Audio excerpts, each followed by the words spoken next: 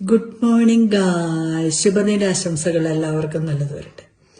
ഇന്ന് ഞാൻ പറയാൻ പോകുന്നത് ഒരു പെൺകുട്ടിയുടെ കല്യാണം കഴിഞ്ഞ് പിറ്റേ ദിവസം അവൾ അനുഭവിച്ച ദുരിതങ്ങളെ കുറിച്ചാണ്. ഒരു പെൺകുട്ടി വളരെയധികം പ്രതീക്ഷയോടെ കല്യാണമൊക്കെ കഴിച്ചു. കല്യാണത്തിന്റെ അന്ന് തന്നെ ചെറുക്കന്റെ വീട്ടുകാർ വന്നിട്ട് പള്ളിയിൽ വെച്ചാണ് കല്യാണം നടത്തിയത്.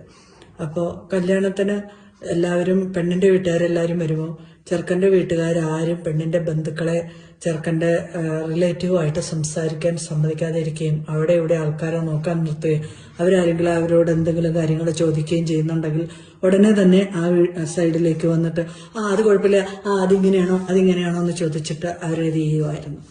പക്ഷെ അതൊന്നും ആ പെൺകുട്ടി അറിഞ്ഞില്ല. പക്ഷെ പെൺകുട്ടിയുടെ മാതാപിതാക്കളും സഹോദരങ്ങളുമെല്ലാം അത് തിരിച്ചറിഞ്ഞിരുന്നു.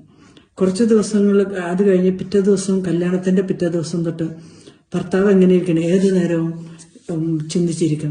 ഇങ്ങനെയുള്ള ആൾക്കാർക്കൊക്കെ മാനസിക രോഗങ്ങളുണ്ടെന്ന് നമ്മൾക്ക് തിരിച്ചറിയാൻ പറ്റണം. അപ്പൊ അങ്ങനെ ചതിക്കപ്പെട്ട ഒരു പെൺകുട്ടി അവരുടെ ജീവിതം ഓരോ ദിവസവും ചെന്ന് തീർക്കുന്നത്, എത്ര തീ തിന്ന് തീർക്കുന്നതെന്ന് ആർക്കെങ്കിലും അറിയുമോ? അറിഞ്ഞ ആ പെൺകുട്ടി ഓരോ ദിവസവും കരയാൻ തുടങ്ങി. അങ്ങനെ കുറെ നാളുകൾക്ക് ശേഷം പെൺകുട്ടി ഭർത്താവ് മാനസിക രോഗത്തിന് അടിമയാണെന്നറിയാം. അയാൾ ഹൈഡ് ചെയ്ത് മെഡിസിൻ എല്ലാം കഴിക്കുകയും മെഡിസിൻ കഴിക്കുന്നത് കാണുമ്പോൾ ഇവർ ചോദിക്കുന്നത് എന്താ, കാണാൻ അവർ സമ്മതിക്കാറില്ല. അവർ കാറിൽ വെച്ചോ അല്ലെങ്കിൽ വീട്ടിലെവിടെയെങ്കിലും വെച്ചോ ഓഫീസിൽ വെച്ചോ ഒക്കെ കഴിക്കുന്നു. അങ്ങനെ മനുഷ്യരെ പറ്റിച്ച് ജീവിക്കുന്ന ഒത്തിരി ആൾക്കാരുണ്ട്. അങ്ങനെ ആ പെൺകുട്ടിയുടെ ജീവിതം തകർക്കണം. എന്തിനാണ് നിങ്ങൾക്കൊരു ജീവിതം കിട്ടിയിട്ടുണ്ടാവും മറ്റൊരാളുടെ ജീവിതം തകർക്കുന്നതും മറ്റൊരാളുടെ സ്വപ്നങ്ങൾ തകർക്കുന്നതും ഒരിക്കലും നല്ലതല്ല. അങ്ങനെ തകർക്കപ്പെട്ട ഒരു പെൺകുട്ടിയുടെ കഥയാണ് ഞാൻ പറയുന്നത്. അത് കഴിഞ്ഞിട്ട് കുറച്ച് നാൾ കഴിഞ്ഞ് 3 മാസം കഴിഞ്ഞപ്പോഴത്തേനും അയാൾ ഒരു ഭയങ്കര ലൈംഗിക വൈകൃതങ്ങൾക്ക് അടിമയായിരുന്നു. അയാളുടെ കയ്യിൽ ഒരു 3 ആൽബം നിറയെ ഫോട്ടോ ഉണ്ട്. ഒരു 10-25 വർഷങ്ങൾക്ക് മുമ്പുള്ള ഒരു കഥയാണ് അത്.